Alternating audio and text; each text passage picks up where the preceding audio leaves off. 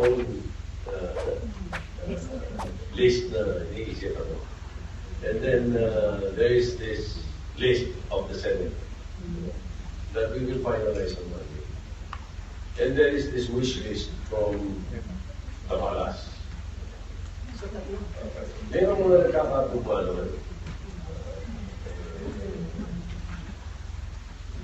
Meron mga nagkakatugma. Masabi ko na siya sa yung iniisip ko, sana, aside from the budget, the Human Security Act, the Public Service Act, amendments to the Public Service Act, the ENDO, or the Security Attainment Bill, budget reform, and amendments to the Juvenile Justice Act. Hopefully sa akin, ito kasya-kasya itong pumasok within the next 2